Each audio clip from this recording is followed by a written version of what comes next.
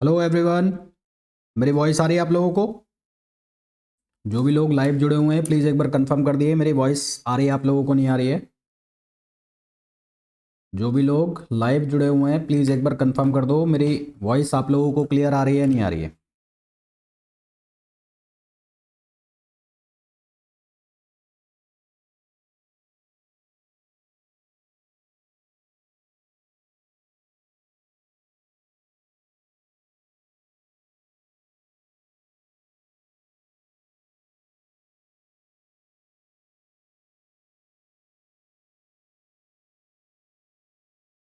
Clear है? चलो भाई, तो आज का जो लेक्चर है इसमें हम डिस्कस करेंगे फ्रिक्शन, आज और कल। मोस्ट प्रोबेबली आज ही ख़त्म कर दूंगा। तो आज फ्रिक्शन को हम डिस्कस करेंगे। मैं इस चीज़ में नहीं जाऊंगा फ्रिक्शन क्या होता है, कैसे लगता है, कौन कौन से फ्रिक्शन के टाइप होते हैं, ये आप अपने लेवल पे कर लेना, बहुत बेसिक बेसिक चीज़ें हैं। सीधे क्वेश्चन से स्टार्ट करते हैं। वहां पे क्वेश्चंस के बीच में जो जो कंसेप्ट आते रहेंगे मैं आपको बताता रहूंगा, है ना? तो स्टार्ट किया जाए। तो पहला जो क्वेश्चन है आप लोगों के लिए, उस क्वेश्चन में बोला गया है एक हॉरिजेंटल सरफेस है, ठीक है? एक हॉरिजेंटल सरफेस है और उसके ऊपर एक ब्लॉक है। Horizontal surface of a truck, एक ट्रक है, ये ट्रक है।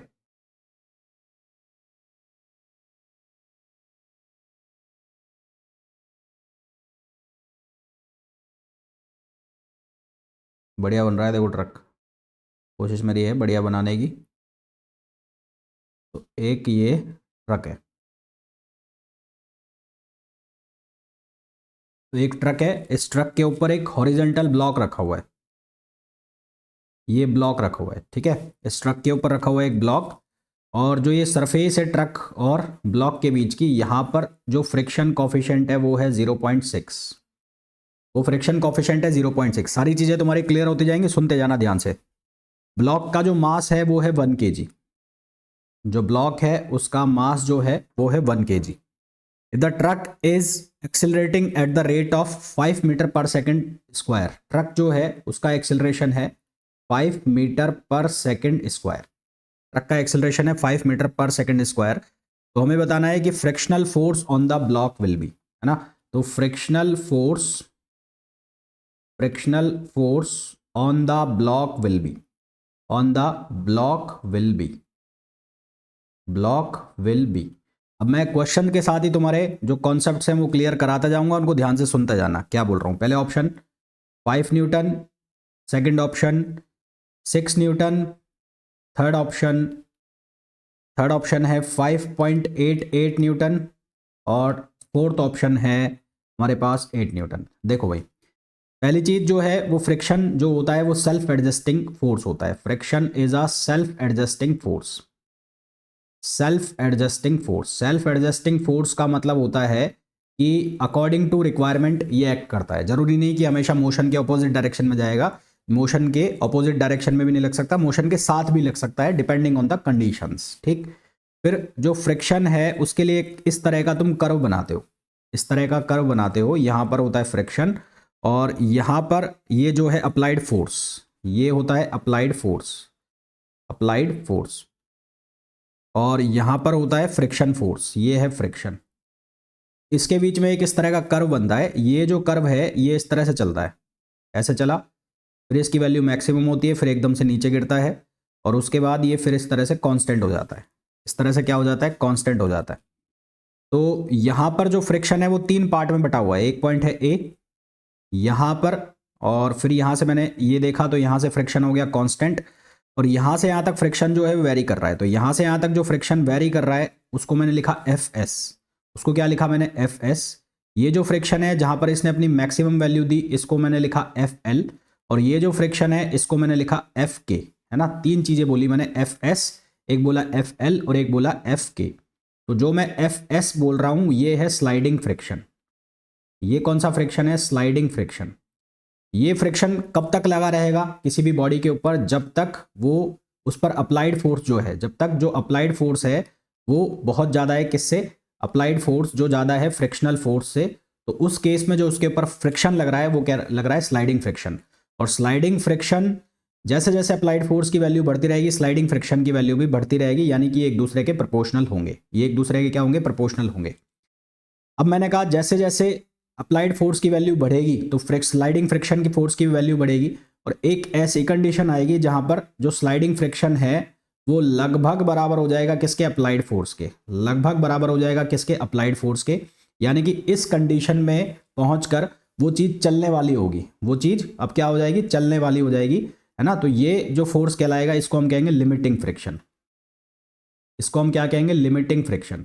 लिमिटिंग फ्रिक्शन का मतलब क्या हो गया, अब वो चीज चलने वाली है। अभी तक तो क्या हुआ था, फ्रिक्शन फोर्स को जो अप्लाइड फोर्स को रोका हुआ था किसने, फ्रिक्शन फोर्स ने। यहां पर मैंने शायद उल्टा लिख दिया, स्लाइडिंग फ्रिक्शन की वैल्यू ज्यादा होगी, ये इसके प्रोपोर्शनल होगा, सॉरी, स्लाइडिंग फ्रिक्शन जो है इसके प्रोपोर्शनल होगा।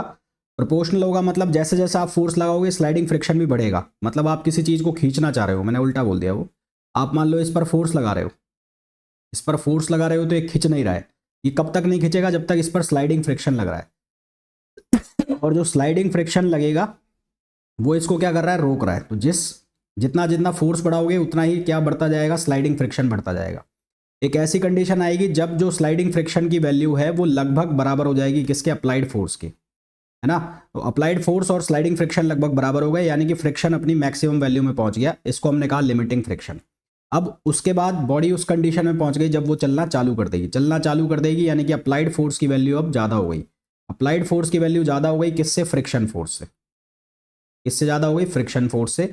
और ये जो चीज़ है वो चलना चालू कर देगी। अब फ्रिक्शन क्या हो जाएगा, कांस्टेंट हो जाएगा, फ्रिक्शन हो जाएगा कांस्टेंट। तो जब फ्रिक्शन कांस्टेंट हो जाएगा तो उसको हम क्या नाम देंगे, काइनेटिक फ्रिक्शन। तो एफ के का मतलब क्या होगा, एफ के का मतलब होगा काइनेटिक फ्रिक्शन, काइनेटिक फ्रिक्शन। तो इनिशियली जो फ्रिक्शनल फोर्स है स्लाइडिंग फ्रिक्शन, उसकी वैल्यू अप्लाइड फोर्स से ज़्यादा है, और मैक्सिमम वैल्यू क्या हो जाएगी, लिमिटिंग फ्रिक्शन के बराबर। जब वैल्यू लिमिटिंग फ्रिक्शन के बराबर हो जाएगी इसका मतलब यह है कि वो बॉडी चलने की कंडीशन में आ चुकी है, और जैसे ही लिमिटिंग फ्रिक्शन की कंडीशन पार होगी तो इसका मतलब है वो बॉडी चलना चालू कर चुकी है।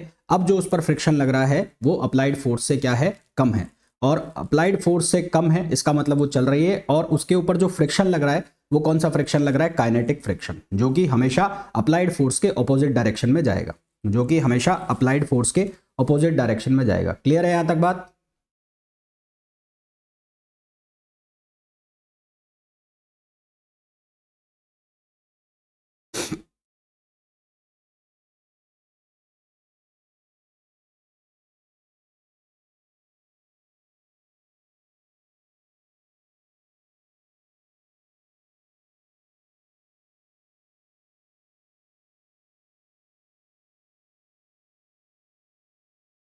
इसको यहां पे भी साइन से ही कर लो, ये साइन मैंने गलत बना दिया, लगभग बराबर करो, तो ये लिमिटिंग फ्रिक्शन हो गया। ठीक है, तो ये फ्रिक्शन तीन तरह के हो गए, एक स्लाइडिंग फ्रिक्शन, एक लिमिटिंग फ्रिक्शन, एक काइनेटिक फ्रिक्शन।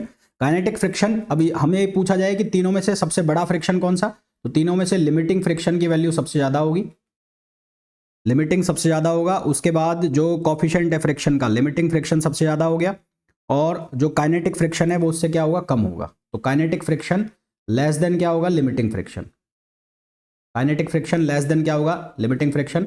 या ऐसा बोल लो कि जो काइनेटिक फ्रिक्शन कॉफिशेंट है उसकी वैल्यू किससे कम होगी, हमेशा लिमिटिंग फ्रिक्शन या स्लाइडिंग फ्रिक्शन कॉफिशेंट से कम होगी, काइनेटिक फ्रिक्शन कॉफिशेंट की वैल्यू। ठीक है, अब आ जाते हैं उसी क्वेश्चन के ऊपर। अब इस क्वेश्चन पे आ जाते हैं हम। अब ये क्वेश्चन में हमें ये बोला है कि यहाँ पर ये जो ट्रक है ये मूव कर रहा है इस डायरेक्शन में, राइट डायरेक्शन में, ए एक्सेलरेशन से। यानी कि ट्रक और जो ये मास है ये दोनों को अगर मैं एक बॉडी मान लूँ, जिस एक्सेलरेशन से ट्रक मूव करेगा उसी एक्सेलरेशन के साथ कौन मूव कर रहा होगा उसके पास, उसके ऊपर रखा हुआ है ब्लॉक, उसके ऊपर रखा हुआ ब्लॉक। ठीक है, तो अब अगर मैं इसका फ्री बॉडी डायग्राम बनाता हूँ, इसका फ्री बॉडी डायग्राम बनाओगे तो क्या दिखेगा, एक तो यहाँ पर इसका खुद का वेट जा रहा है नीचे, तो ये वेट कितना हो गया, mg। ठीक है, ये वेट कितना हो गया, mg। ये रिएक्शन फोर्स लगेगा, कितना लगेगा, r। क्या लगेगा, रिएक्शन फोर्स r। और यहाँ पर एक फ्रिक्शन फोर्स आएगा, फ्रिक्शन फोर्स कितना होगा, F equals to mu r। Friction force किसके बराबर होगा, F, और F किसके बराबर होगा, म्यू r के इक्वल होगा। और यहाँ पर एक फोर्स लग गया जो लगा हुआ है ट्रक के ऊपर, जो उसका एक्सेलरेशन फोर्स है वो कितना हो गया, ma। कितना हो गया, ma। तो अब यहाँ पर आपको साफ साफ दिख रहा है कि ये इक्वल टू ये होगा, है ना। तो म्यू आर किसके बराबर हो गया, एम ए, और यहाँ से दिख रहा है कि आर किसके इक्वल है, एम जी, तो ये हो गया R mu M G equals to M A. तो एम से एम कैंसिल हो गया, यानी कि म्यू की वैल्यू कितनी आ गई, ए अपॉन जी। म्यू की वैल्यू कितनी आ गई, ए अपॉन जी। ठीक, हमें क्या पूछा है, लिमिटिंग फ्रिक्शन की वैल्यू पूछी है। तो लिमिटिंग फ्रिक्शन की वैल्यू पूछी है, तो हमें तो फोर्स पूछा है ना, फ्रिक्शनल फोर्स। तो फ्रिक्शनल फोर्स क्या हो गया, म्यू आर, और म्यू आर जो है वो म्यू एम जी के बराबर हो गया। तो यहाँ पर वैल्यू रख दो, रखने की ज़रूरत ही नहीं है।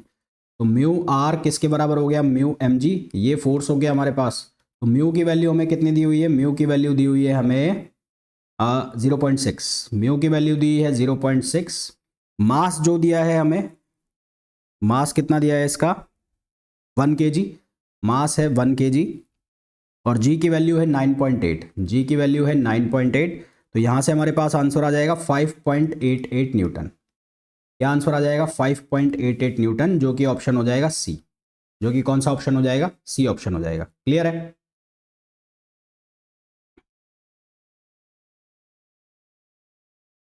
देखो ये, अब यहाँ ध्यान से देखो एक चीज, जो फ्रिक्शनल फोर्स है इसकी वैल्यू ज्यादा है, और जो अप्लाइड फोर्स है एम ए, अप्लाइड फोर्स है एम ए, उसके ऊपर जो फोर्स लग रहा है एम ए, ये एम ए फोर्स की वैल्यू कितनी होगी, 1 इंटू ट्रक का एक्सेलरेशन जो है वो कितना है, 5 मीटर पर सेकेंड। ट्रक का एक्सेलरेशन कितना है, 5 मीटर पर सेकेंड, यानी कि अप्लाइड फोर्स जो है वो कितना है, 5, और फ्रिक्शनल फोर्स ज़्यादा आ रहा है। तो फ्रिक्शनल फोर्स ज़्यादा है किससे, अप्लाइड फोर्स से। इसका मतलब ये जो ब्लॉक है ये मूव नहीं करेगा। It means block will not move, block move नहीं करेगा।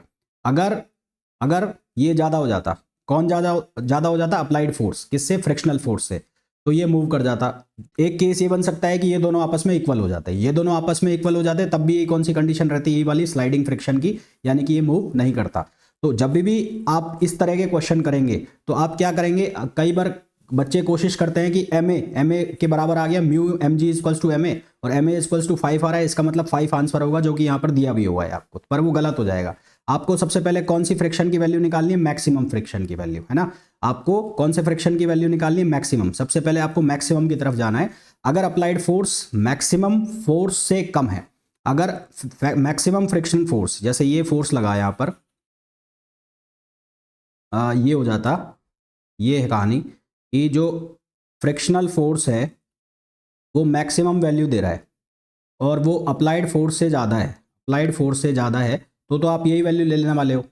और अगर फ्रिक्शनल फोर्स कम हो जाता, फ्रिक्शनल फोर्स कम हो जाता किससे, अप्लाइड फोर्स से, फ्रिक्शनल फोर्स कम हो जाता, तो वो चीज़ क्या हो जाती, चल जाती, और वो काइनेटिक फ्रिक्शन का केस हो जाता। तो आपको मैक्सिमम फ्रिक्शन की पहले कंडीशन देखनी पड़ेगी हर केस के अंदर। क्लियर है यहां तक।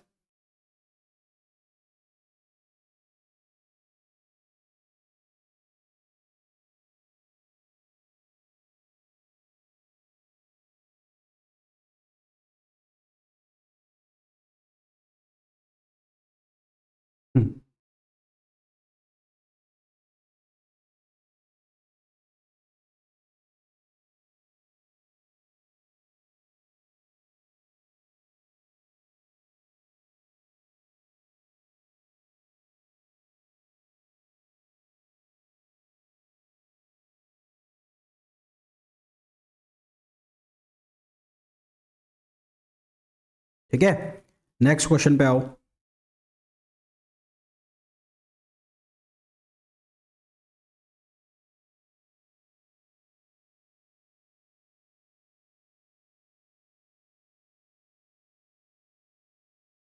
Next question is question number second. Question number second में हमें बोला है the value of friction coefficient. Question number second में हमें बोला है the value of friction coefficient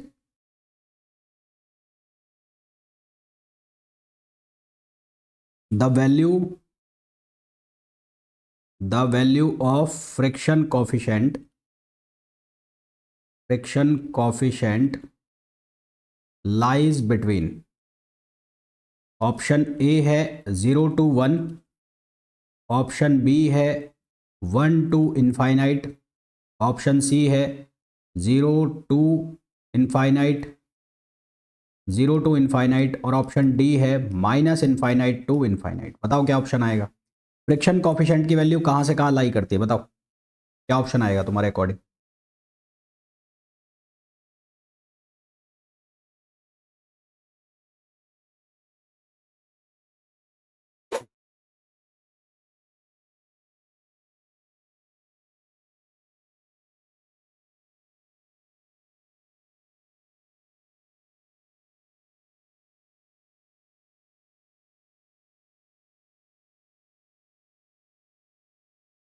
क्या आएगा? 0 to 1। फ्रिक्शन कॉफिशेंट की जो वैल्यू है वो कहाँ से कहाँ तक लाई करती है? 0 to 1 लाई करती है। फ्रिक्शन कॉफिशेंट की कोई यूनिट भी नहीं होती, ये ध्यान रखना है। There is no unit of friction coefficient.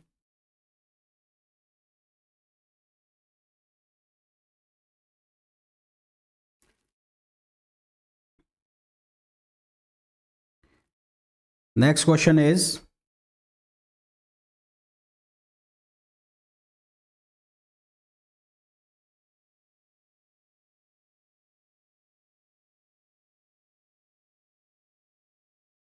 a 20 kg block, a 20 kg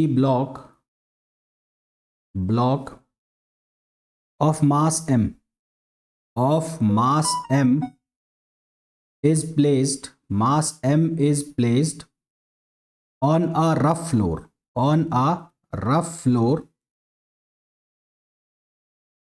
of a lift,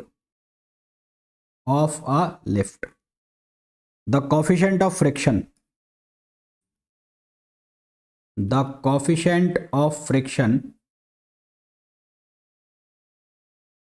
between the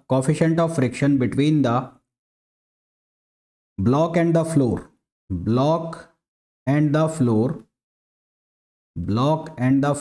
is mu. When the lift falls freely,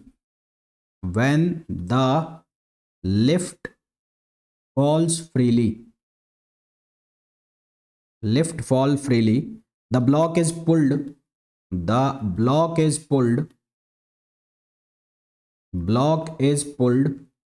horizontally,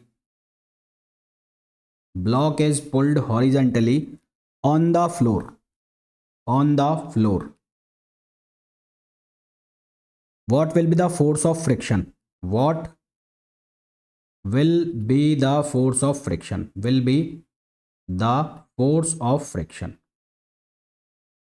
friction force क्या होगा ये हमें बताना है। हमें बोला गया है 20 kg block of mass m is placed on a rough floor of a lift, है ना। एक लिफ्ट बना लेता हूं मैं, एक लिफ्ट बना ली मैंने, ये लिफ्ट है, इस लिफ्ट में एक ब्लॉक रखा गया है, ये ब्लॉक है, और इस ब्लॉक का जो मास है वो है 20 kg। तो इसका मास जो है वो कितना है? 20 kg। फिर हमें बोला है the coefficient of friction between the block and floor is mu. Block and floor के बीच का जो कॉफिशेंट ऑफ फ्रिक्शन है वो म्यू है। यहां जो कॉफिशेंट ऑफ फ्रिक्शन है वो म्यू है। When the lift falls freely, lift कैसे आ रही है? फ्रीली आ रही है ना, लिफ्ट आ रही है नीचे freely. The block is pulled horizontally on the floor, इस ब्लॉक को पुल किया जा रहा है हॉरिजेंटली, यानी यहां से इसको खींच रहे होंगे ऐसे, एफ फोर्स लगा रहे हैं इसके ऊपर। तो बोला है हमें the block is pulled horizontally, what will be the force of friction. तो फ्रिक्शन फोर्स की वैल्यू क्या होगी हमें ये बताना है। ऑप्शंस हमें दिए हैं, पहला ऑप्शन हमें दिया है म्यू एम जी, दूसरा ऑप्शन हमें दिया है म्यू एम जी अपॉन 2, तीसरा ऑप्शन हमें दिया है 2 म्यू एम जी, और फोर्थ ऑप्शन हमें दिया है यहां पर नन ऑफ दीज, है ना। Fourth one is none of these. अब सबसे पहली चीज तो आपको मैं ये बताऊं कि ये कौन सी कंडीशन है? नीचे आने की, लिफ्ट नीचे आने की कंडीशन है। तो when lift is going downward, है ना, व्हेन द लिफ्ट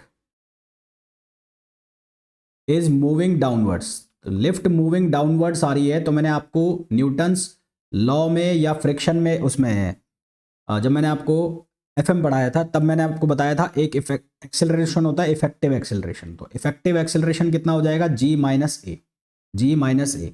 और फ्री फॉलिंग के केस में ये याद रखना, फ्री फॉलिंग के केस में ए की जो वैल्यू है वो किसके इक्वल हो जाती है, जीरो के। ए की वैल्यू किसके इक्वल हो जाती है, जीरो के इक्वल हो जाती है। तो यहां से जी माइनस जी कितना हो गया, जीरो। जी माइनस जी जीरो। फ्री फॉलिंग को हिंदी में कहते हैं भारहीनता, मतलब आपका वेट कितना हो जाए जीरो हो जाए। तो जी इफेक्टिव की वैल्यू कितनी हो गई, जीरो। जी इफेक्टिव की वैल्यू जीरो हो जाने का मतलब है कि ये जो ब्लॉक है इसका वेट कितना हो गया होगा, जीरो।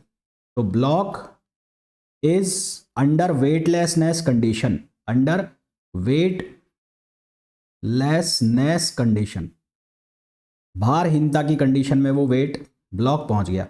अब जो फ्रिक्शन फोर्स है, फ्रिक्शन फोर्स वो किसके बराबर होता है, वो होता है म्यू इंटू आर। और आर यहां पर क्या होगा, आर होगा इस ब्लॉक का वेट, और जो वेट जा रहा है वो कितना होगा, एम जी इफेक्टिव। और जी इफेक्टिव कितना हो गया, जीरो। तो फ्रिक्शन फोर्स की वैल्यू कितनी हो गई, जीरो। तो इन चारों में से कोई सा भी ऑप्शन नहीं होगा, आंसर क्या आएगा, नन ऑफ दिस। आंसर क्या आएगा, नन ऑफ दिस। क्लियर हो गया ये, ए नहीं आएगा। अच्छा वो पिछले क्वेश्चन का बता रहे हो।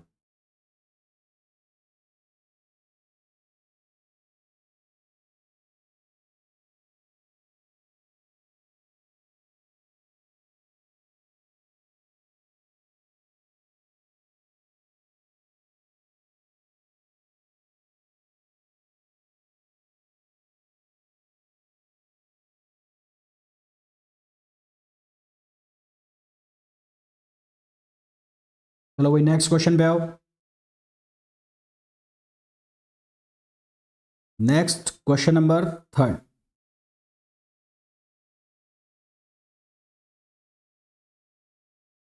क्वेश्चन नंबर थर्ड में हमें बोला है कि इस तरह का एक सिस्टम है, ये मैं बना रहा हूं जो ये सिस्टम है,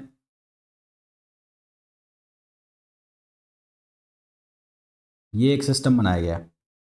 इस सिस्टम में एक ब्लॉक रखा है जिसका हमने बोला है यहाँ पर बी, इसके ऊपर एक और ब्लॉक रखा है जिसे हमने यहाँ पर बोला है ए, और यहाँ इसको टाइड किया है स्ट्रिंग से, और यहाँ पर एक फोर्स लगाया जा रहा है F.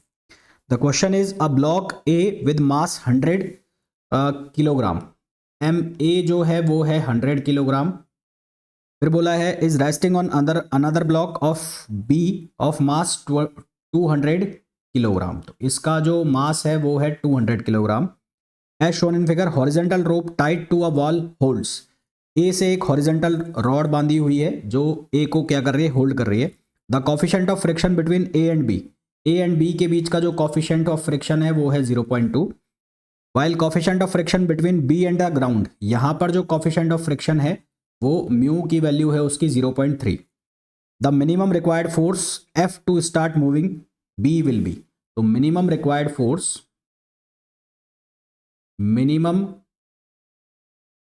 required force F to start moving B will be, minimum friction force क्या हो कि B मूव करना चालू कर दे। ऑप्शंस हमें दिए हुए हैं,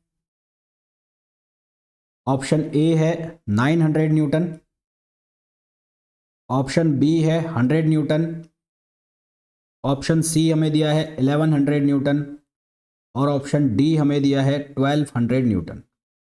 1200 न्यूटन है ना। देखो भाई अब यहां पर हमें बनाना पड़ेगा फ्री बॉडी डायग्राम। फोर्स जो लग रहा है वो किसके ऊपर लग रहा है, बी के ऊपर लग रहा है। तो बी के ऊपर कौन कौन से फोर्स आ रहे होंगे ये आपको देखना पड़ेगा। बी को आपको खींचना है, तो सबसे पहले तो बी के ऊपर क्या क्या फोर्स आ रहे होंगे। एक तो बी का खुद का वेट जा रहा है नीचे की तरफ, एम बी जी। कौन सा फोर्स जा रहा है, एम बी जी, इसका खुद का वेट। ये एक रिएक्शन फोर्स लगा रहा होगा ऊपर, जो ये लगा रहा है, इसका ये वाला कॉन्टैक्ट जो सरफेस है ये लगा रहा है R1। और ए जो है इसके ऊपर एक रिएक्शन लगा रहा होगा ए, और लेट सपोज वो जो रिएक्शन है वो है R2। कितना है, R2। ठीक है, ए इसके ऊपर एक रिएक्शन लगा रहा होगा R2। अब ये जो ब्लॉक है ये इस डायरेक्शन में पुल किया जा रहा है, तो इसके ऊपर एक फ्रिक्शन फोर्स आएगा। वो फ्रिक्शन फोर्स होगा कितना, मान लो FR। कितना होगा, FR। सवाल यहां पर यह है कि ये जो FR फोर्स है किस फोर्स के बराबर होगा। अब टोटल नॉर्मल रिएक्शन निकालो कितना हो गया, टोटल नॉर्मल रिएक्शन निकालो कितना हो गया। तो टोटल नॉर्मल रिएक्शन जो इस पर लगेगा, R1 जा रहा है ऊपर की तरफ, तो R1 जो है वो किसके बराबर हो गया, वो बराबर हो गया MBG और plus R2, MBG plus R2। तो आपको R2 की वैल्यू चाहिए, तो R2 की वैल्यू कैसे निकालोगे, इसके लिए आप A का फ्री बॉडी डायग्राम बनाओगे। A का जो खुद का वेट है वो किधर की तरफ जा रहा है, नीचे की तरफ, MAG। तो A B पर एक नॉर्मल रिएक्शन लगा रहा था R2, तो यहां पर भी एक नॉर्मल रिएक्शन आएगा R2। दैट मीन्स कि R2 की वैल्यू किसके इक्वल हो गई, MAG। इसके इक्वल हो गई MAG। इसका मतलब जो रिएक्शन फोर्स है R1, उसकी वैल्यू किसके बराबर हो गई, MBG और प्लस MAG। ये मैं आपको पहले ही बता चुका हूं किस तरह से ये वैल्यूज निकालते हैं, है ना। ये मैं आपको सिखा चुका हूं कि किस तरह से वैल्यू निकाली जाती है। एक फ्रिक्शन जो है, एक फ्रिक्शन तो ये आ गया, यानी कि FR, ये वाला जो फ्रिक्शन होगा इसको मैंने बोल दिया FR1। तो ये FR1 जो है ये किसके बराबर होगा, इसको मैं बोल देता हूं μ1 और इसको बोल देता हूं μ2। ये बराबर होगा μ1 इंटू R1, μ1 इंटू R1। अब जब ये ब्लॉक को ऐसे पुल किया जाएगा ऐसे, तो ए बी जो है वो इसको क्या करेगा, फ्रिक्शन अपोज करेगा, क्योंकि ए और बी के बीच में भी फ्रिक्शन है। तो जब ये ऐसे खिंचेगा तो ए और बी के बीच में भी एक फ्रिक्शन आएगा, और वो भी किधर की तरफ होगा, इसके ऑपोजिट डायरेक्शन में। तो यहां लिख दिया मैंने FR2, क्या लिख दिया, FR2। और ये FR2 जो है वो किस पर लगेगा, वो ए पर भी लगेगा। तो वो FR2 ए पर, ए बी पर लगाएगा इस डायरेक्शन में, तो बी ए पर लगाएगा उसके ऑपोजिट डायरेक्शन में FR2। तो वो FR2 की वैल्यू किसके बराबर होगी, FR2 की वैल्यू इक्वल होगी mu into R2, mu into R2। और R2 की वैल्यू किसके बराबर है, MAG। R2 की वैल्यू किसके इक्वल है, MAG। तो यहां से जो फ्रिक्शन फोर्स हो गया, एक तो हो गया FR1, और FR1 की वैल्यू आप किसके इक्वल लिख रहे हो, μ1R1, μ1R1। और R1 की वैल्यू किसके इक्वल है, MBG, MBG प्लस MAG। और दूसरा फ्रिक्शन फोर्स हो गया FR2, जो कि किसके इक्वल हो गया, μ2 MAG। अब B और A की वैल्यू रखो, B की वैल्यू 200 और A की वैल्यू 100। ये दोनों वैल्यू रख दो। μ1 की वैल्यू कितनी है, 0.3, 0.3, यहाँ 300 और 300 नहीं 200 है, तो ये 200, 200 प्लस 100, और G की वैल्यू आप ले लो 10। तो ये हो जाएगा 3 इंटू 3, ये हो गया 900, है ना, 900। ये तो वैल्यू हो गई किसकी, FR1 की। सिमिलरली आप इसके लिए निकाल लो FR2, तो ये है 0.2, तो ये 0.2, MA की वैल्यू है 100 और G की वैल्यू आप ले लो 10, तो ये हो गया 100 न्यूटन ये हो गया, और 100 न्यूटन ये हो गया। तो यहाँ से आप देख रहे हो F किसके इक्वल होगा, FR1 plus FR2, FR1 plus FR2। ये कितना आ गया, ये आ जाएगा 900 प्लस ये कितना आ गया 100, तो टोटल वैल्यू कितनी हो गई 1000 न्यूटन। तो आपका जो आंसर है वो कितना आ जाएगा 1000, 1000, 1000 तो ऑप्शन में नहीं है, यहाँ पे है ना, ये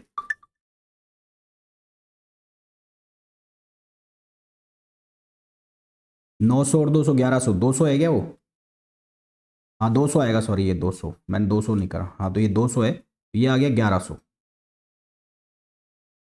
तो इसका आंसर कितना आ जाएगा 1100 न्यूटन, जो कि ऑप्शन कितना हो गया, सी ऑप्शन हो गया। क्लियर है।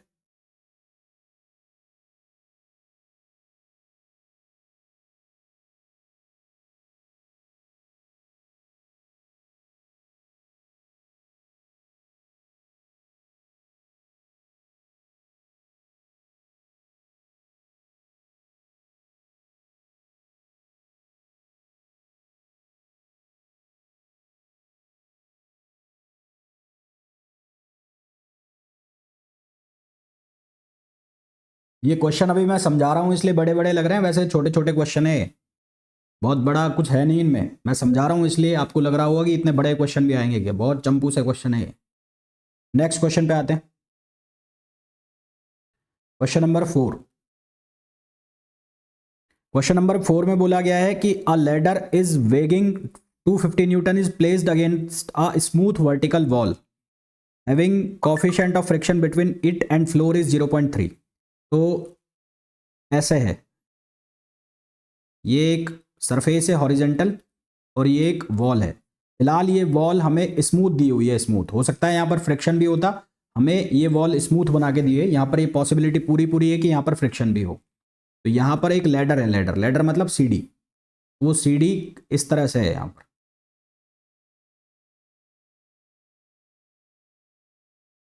तो एक लैडर है, लैडर का जो वेट है वो है 250 न्यूटन, और जो वेट है वो सेंटर ऑफ मास पे लगेगा, और सेंटर ऑफ मास कहाँ होगा, बीचों बीच होगा। तो 250 न्यूटन का जो इसका वेट है वो बीचों बीच लग रहा है यहाँ पर। ठीक, लैडर और फ्लोर के बीच का जो फ्रिक्शन कॉफिशिएंट है, यहां पर जो फ्रिक्शन कॉफिशिएंट है वो है 0.3। Then what is the maximum force of friction available at the point of contact between the ladder and the floor. Floor और लैडर के बीच में मैक्सिमम फ्रिक्शन फोर्स कितना हो सकता है, maximum force of friction. Find out the maximum force of friction, find out maximum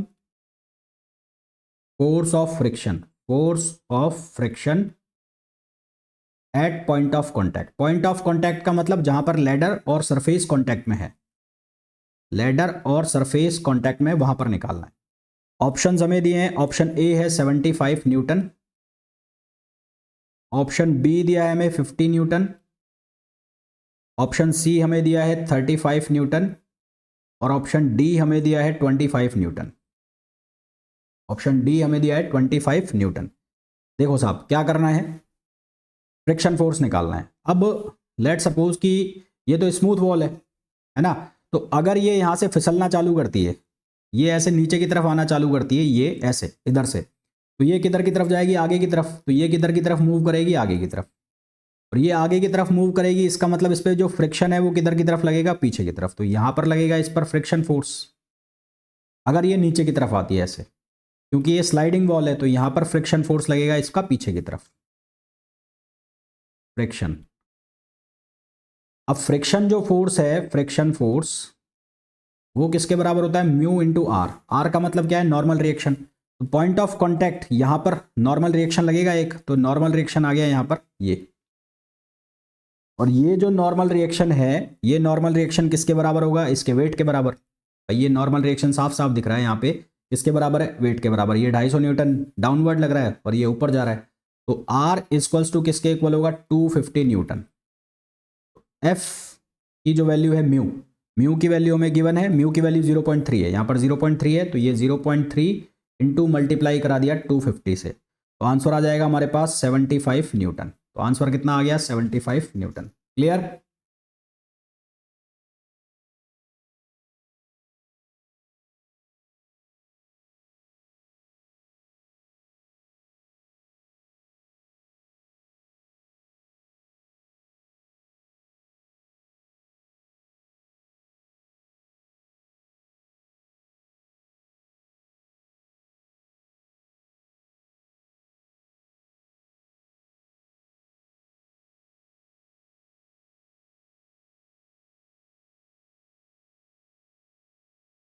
अब देखो,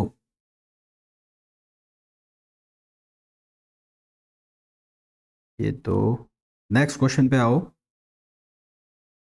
हाँ जी, एक चीज होती है जिसको कहते हैं angle of friction, angle of friction,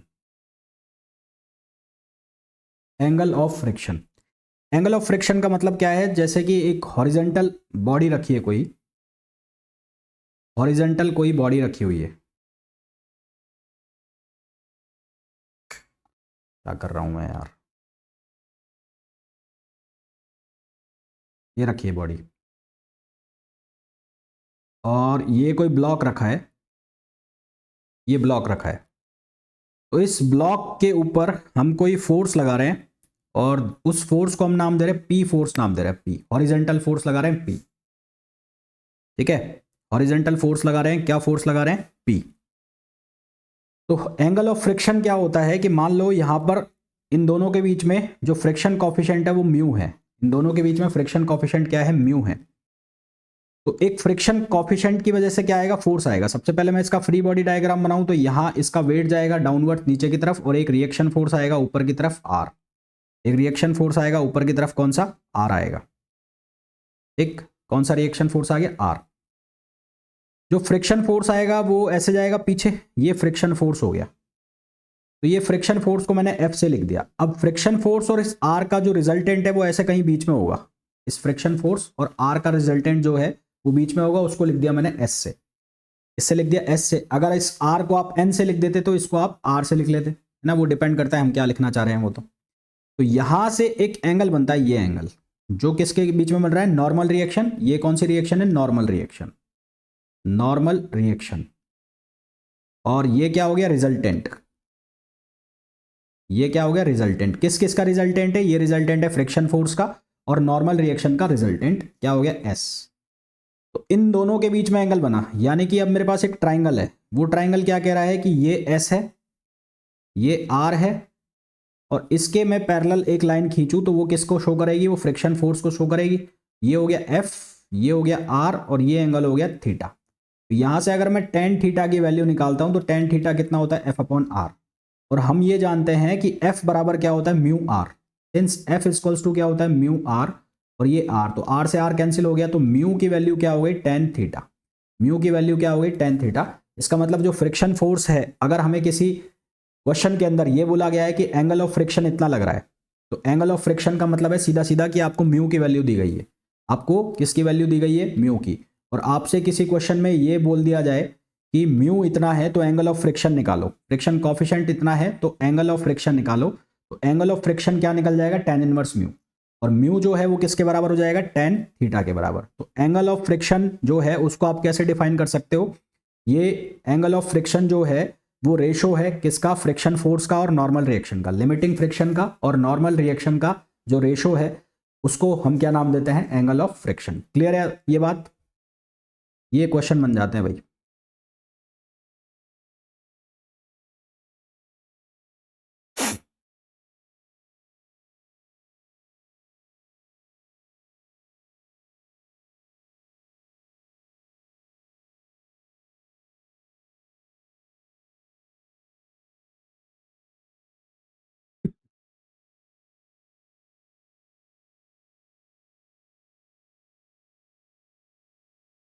अब मेरे को इस केस में बताओ, इस केस में फ्रिक्शन फोर्स की वैल्यू, भाई इस केस में अगर हम देखें तो आर किसके इक्वल हो गया, एम जी। तो एफ की वैल्यू जो है वो किसके इक्वल हो जाएगी, म्यू एम जी। एस की वैल्यू किसके इक्वल हो जाएगी, म्यू एम जी। और इस ट्राइंगल से अगर हम एस की वैल्यू निकालना चाहें तो एस की वैल्यू किसके बराबर हो जाएगी, एस इक्वल टू हो जाएगा एम जी स्क्वायर और plus mu M G square. इसके इक्वल हो जाएगा M G square plus mu M G square. यानी कि यहां से अगर एम जी को कॉमन निकाल लिया जाए तो ये बनेगा mu square plus one. S की वैल्यू क्या हो जाएगी, एम जी कॉमन आ गया, under root mu square plus one. यदि कोई फ्रिक्शन नहीं है, if mu equals to zero, mu equals to zero मतलब कोई फ्रिक्शन नहीं है, स्लाइडिंग सरफेस है, स्लाइडिंग या स्मूथ सरफेस है, स्मूथ सरफेस है, चिकनी सरफेस है। चिकनी सरफेस होगी तो उसके ऊपर कोई भी फ्रिक्शन नहीं होगा, तो म्यू की वैल्यू कितनी हो जाए, जीरो। एस की वैल्यू जो है वो कितनी हो जाएगी, एम जी हो जाएगी। एस की वैल्यू कितनी हो जाएगी, एम जी। तो जो एस की रेंज है, एस की रेंज कहां से कहां तक होगी, वो एम जी से लेके और कहां तक उसकी रेंज होगी, M G under root mu square plus one. ये क्या हो गई, रेंज ऑफ रिजल्टेंट फोर्स। ये क्या हो गया, ये हो गया रेंज ऑफ रिजल्टेंट फोर्स।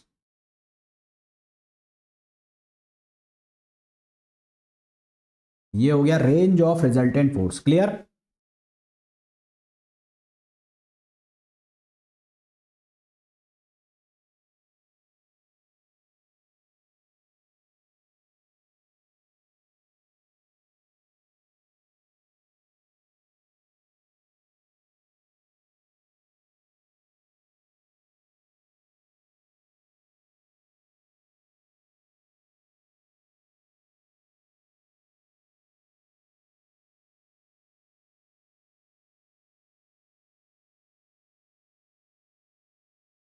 फिर एक चीज आती है एंगल ऑफ रिपोज, एक चीज आती है एंगल ऑफ रिपोज।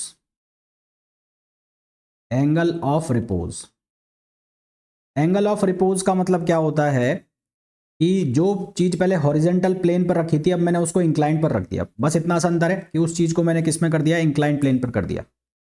अब ये जो ब्लॉक है वो ऐसे रखा है, ब्लॉक का मास स्टिल m है, और ये जो इंक्लाइनेशन एंगल है ये है अल्फा। ये इंक्लाइनेशन एंगल क्या है, अल्फा है। अब क्या कहानी हो रही है कि इसका जो वेट है वो डाउनवर्ड्स जाएगा नीचे, रिएक्शन फोर्स जो लगना है वो ऐसे लगना है, तो ये हो गया R।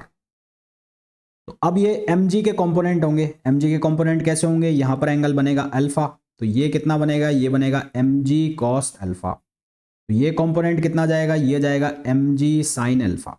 ये कंपोनेंट कितना जाएगा, mg sin अल्फा, जो इसको नीचे उतारेगा। तो फ्रिक्शन फोर्स लग गया यहां पर F, फ्रिक्शन फोर्स कितना लग गया F। ठीक है, तो अब जो रिएक्शन फोर्स है, रिएक्शन फोर्स कितना हो गया, वो हो गया mg cos अल्फा के इक्वल। रिएक्शन फोर्स किसके इक्वल हो गया, mg cos अल्फा। और जो फ्रिक्शन फोर्स है बैलेंसिंग कंडीशन में, फ्रिक्शन फोर्स किसके इक्वल हो गया, mg sin alpha. Friction force किसके इक्वल हो गया, mg sin अल्फा। तो अगर इन दोनों को डिवाइड करो यानी कि F अपॉन आर, तो F अपॉन आर किसके बराबर आ रहा है, tan alpha. F upon R किसके बराबर आ रहा है, tan अल्फा। और F अपॉन आर किसके इक्वल होता है, म्यू, है ना। F upon R equals to होता है म्यू, तो म्यू इक्वल्स टू हो गया tan अल्फा, और ये हो गया किसके बराबर, tan थीटा। यानी कि सिर्फ इतना सा डिफरेंस है कि यदि वो इंक्लाइंड के ऊपर है तो उसको आपने नाम दे दिया एंगल ऑफ रिपोज, और यदि वो हॉरिजेंटल प्लेन के ऊपर है तो अब उसको आप नाम दे रहे हो एंगल ऑफ फ्रिक्शन। समझ गए, यदि है दोनों एक ही चीज, सेम कहानी, पर अगर वो इंक्लाइंड के ऊपर है then it is known as angle of repose, और अगर वो प्लेन के ऊपर है तो उसको आप नाम दे रहे हो angle of friction. Clear.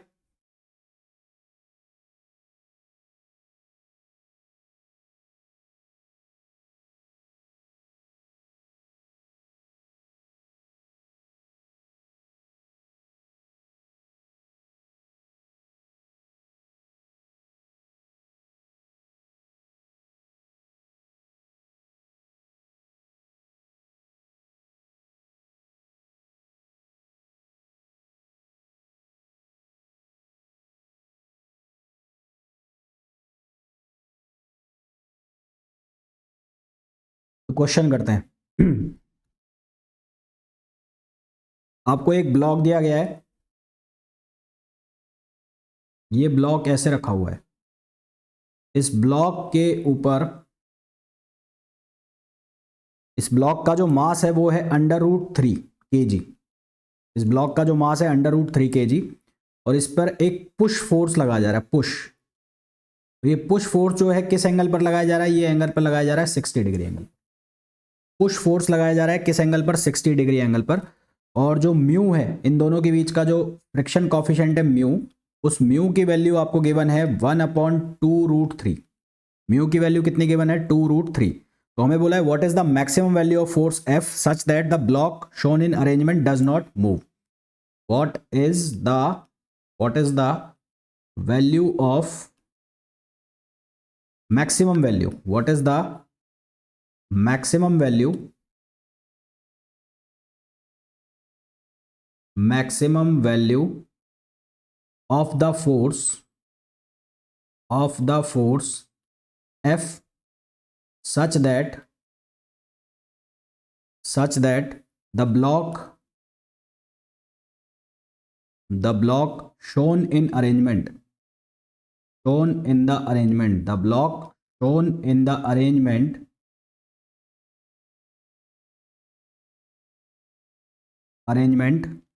does not move,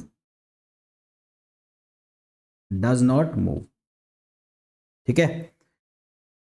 देखो साहब कैसे करोगे, इसके आपको कंपोनेंट करने पड़ेंगे। मैं इसको एक पॉइंट मान लूं, इसको मैंने एक पॉइंट मान लिया, तो इसका जो वेट है वो नीचे की तरफ जाएगा। एक बार के लिए इसका वेट मान लेता हूं मैं, mg मान लेता हूं, mg। m की वैल्यू कितनी है, √3 है, ये अंडरस्टूड है कि जो m की वैल्यू है कितनी है, √3। एक नॉर्मल रिएक्शन जाएगा ऊपर की तरफ, वो नॉर्मल रिएक्शन कितना हो गया, r। ये जो F फोर्स है इसके दो कंपोनेंट होंगे, एक कंपोनेंट होगा हॉरिजेंटल कंपोनेंट जो होगा वो लिखा जाएगा F cos 60 डिग्री, और एक कंपोनेंट होगा इसका वर्टिकल आएगा डाउनवर्ड्स, वो कितना होगा, F sin 60 डिग्री। कितना होगा, F sin 60 डिग्री। अब इसको आगे की तरफ पुश कर रहे हो तो जो फ्रिक्शन फोर्स आएगा वो किधर की तरफ आएगा, पीछे की तरफ। तो फ्रिक्शन फोर्स जो लगेगा वो लगेगा ऐसे, ये हो गया फ्रिक्शन फोर्स। ये पीछे की तरफ कौन सा लगेगा, इसमें फ्रिक्शन फोर्स लगेगा, ठीक। तो यहां पर अब बैलेंसिंग एक्ट बन गया, क्या बन गया, F cos 60 degree, F cos 60 degree equilibrium की कंडीशन आ गई। किसके बराबर है, ये फ्रिक्शन फोर्स के बराबर है, फ्रिक्शन फोर्स। अब फ्रिक्शन फोर्स किसके बराबर होता है, mu into R. Mu into R. इस डायग्राम से अगर देखें तो आर किसके इक्वल आ रहा है, M G plus F sine 60 degree, M G plus F sine 60 degree. M G का मतलब क्या हो गया, √3g। तो आर की वैल्यू कितनी हो गई, √3g plus F sine 60 degree. ये वैल्यू यहां पर रख दें, तो यहां पर रखोगे तो एफ कॉस 60 डिग्री की वैल्यू कितनी, √3/2 1/2 सॉरी, कॉस 60 डिग्री की वैल्यू 1/2, ये हो गया 1/2। म्यू की जो वैल्यू है वो कितनी दे रखी है, 1/2 √3। आर की value √3g plus F as it is sine 60 degree की वैल्यू √3/2। कितना हो गया, √3/2। सॉल्व करो इसको, 1/2 से 1/2 तो ये कैंसिल हो गया, फिर √3 अंदर मल्टीप्लाई होगा तो यहाँ बचेगा g और यहाँ बचेगा f/2। तो यहाँ आएगा f/2 इक्वल्स टू g, और g से जब ये मल्टीप्लाई हो जाएगा तो f इक्वल्स टू आ जाएगा 2g, g की वैल्यू ले लो 10, तो ये आ गया आंसर 20 न्यूटन। आंसर कितना आ जाएगा इसका, 20 न्यूटन। क्लियर।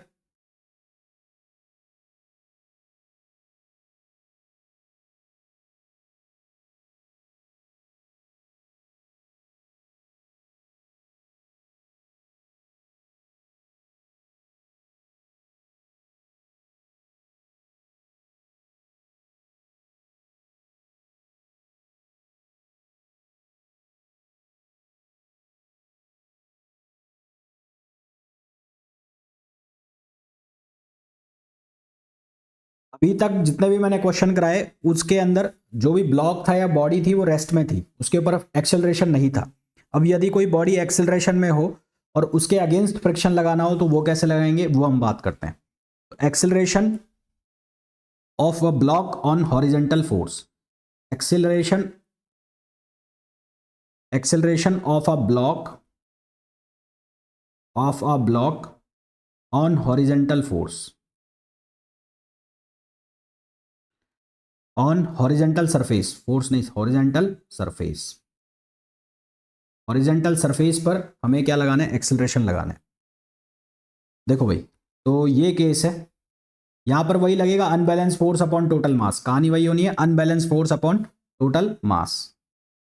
तो ये ब्लॉक है, इस ब्लॉक का जो मास है m है और ये जा रहा है इधर, एक्सेलरेशन है इसमें इधर, ठीक है। एक्सेलरेशन इसका दे रखा है, इस पे p फोर्स लगा रखा है, p फोर्स, और जिसकी वजह से इसका एक्सेलरेशन है कितना, a एक्सेलरेशन है। तो देखो अब क्या, यहां पर mg वेट नीचे की तरफ जाएगा, इसका नॉर्मल रिएक्शन आएगा ऊपर की तरफ, और फ्रिक्शन फोर्स लग गया पीछे की तरफ, ये फ्रिक्शन फोर्स हो गया F। अब हमें लगाना है क्या, Newton second law. Newton second law, तो according to Newton second law क्या होता है, एफ नेट इक्वल्स टू किसके इक्वल होता है, M A. F net equals to होता है एम ए, यानी कि नेट फोर्स की डायरेक्शन एक्सेलरेशन की डायरेक्शन में होगी। तो नेट फोर्स कितना हो गया, नेट फोर्स हो गया P minus F. Net force की वैल्यू कितनी हो गई, P minus F equals to M A. F किसके बराबर होता है, एफ इक्वल्स टू होगा म्यू इंटू आर, और आर की वैल्यू कितनी हो गई, म्यू एम जी। तो यहां से P minus mu M G equals to M A. तो P की जो वैल्यू है, P की वैल्यू वो कितनी हो गई, mu M G plus M A. P की वैल्यू कितनी हो गई, mu M G plus M A. या आपको अगर एक्सेलरेशन निकालना है तो एक्सेलरेशन की वैल्यू कितनी हो जाएगी, P minus F upon M. तो कर तो आप अभी भी वही रहे हो, अभी भी वही फॉर्मूला बना रहे हो, अनबैलेंस्ड फोर्स अपॉन टोटल मास। बना तो आप अभी भी वही रहे हो, अनबैलेंस्ड फोर्स अपॉन टोटल मास। क्लियर है।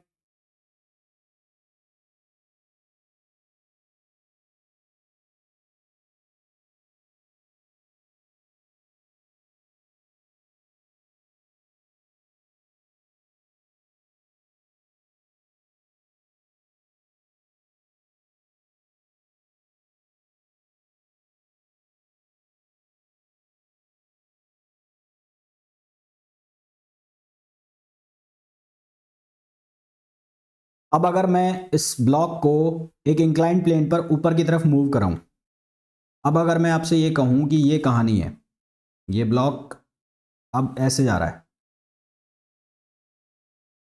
ये ब्लॉक अब ऐसे जा रहा है, ऐसे ऊपर की तरफ जा रहा है, P फोर्स लग रहा है, मास है M।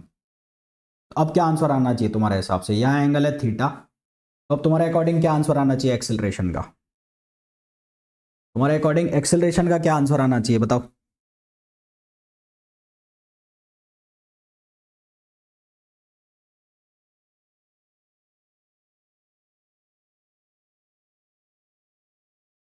देखो इसका फ्री बॉडी डायग्राम बनाओगे तो ये एम जी नीचे, इधर हो जाएगा एम जी कॉस थीटा, और इधर हो जाएगा M G sine theta, M G sine theta, और ये हो गया क्या, आर। तो फ्रिक्शन फोर्स लगाओ कितना लगेगा अब इसमें।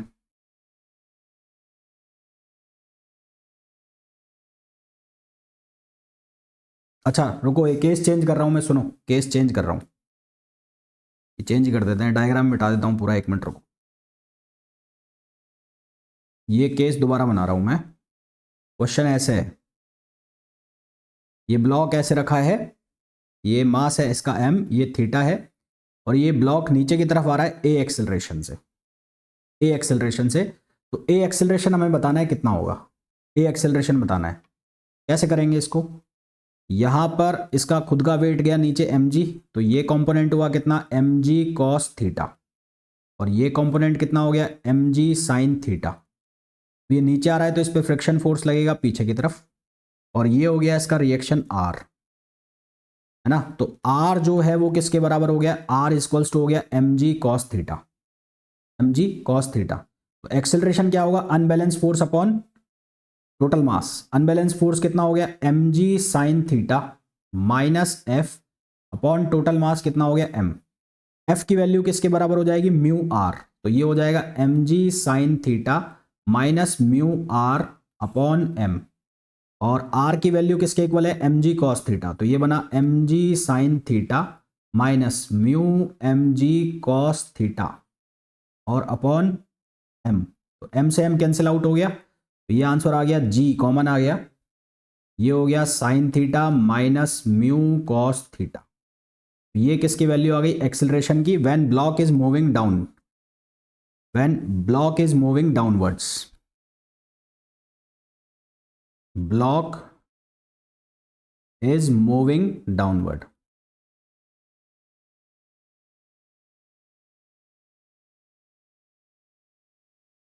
क्लियर।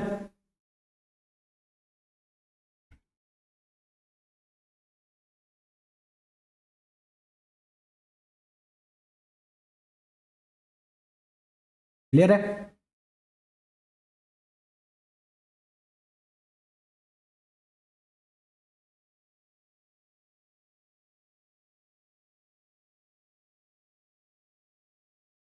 अगर ये ब्लॉक ऊपर की तरफ जाता तो, अगर ये ब्लॉक ऐसे होता, अगर ये इस तरह से जा रहा होता तो ये m, और ये अब एक्सेलरेशन ऐसे होता, अब एक्सेलरेशन का आंसर क्या आता, अब क्या होता, अब सीन चेंज होता।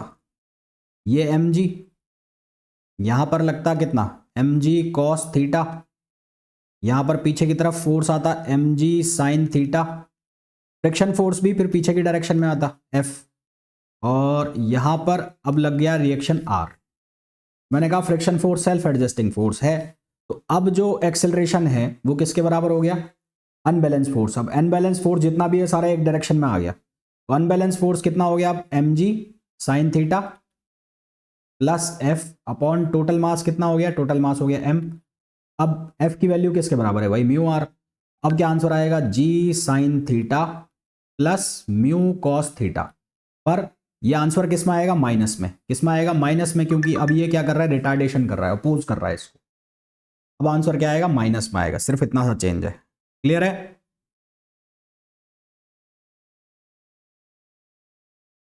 है ना, ये इसको रिटार्ड करेगा, अब रोकेगा इसको ऊपर जाने से, ये खींचेगा पकड़ के इसको। तो जो आप एक्सेलरेशन है वो कम होता जाएगा, ऊपर चढ़ेगा तो कोई, हम खुद ही जैसे पहाड़ पे चढ़ते हैं तो इतनी तेजी से नहीं चढ़ पाते हैं, क्योंकि पीछे की तरफ रिटार्डेशन लग रहा होता है।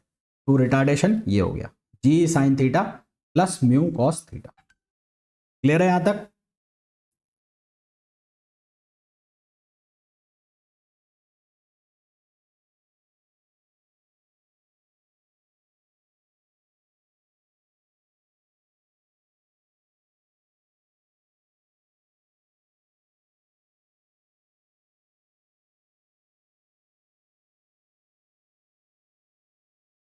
इसके आगे के क्वेश्चन जो है वो कल हम करेंगे, कल की क्लास में।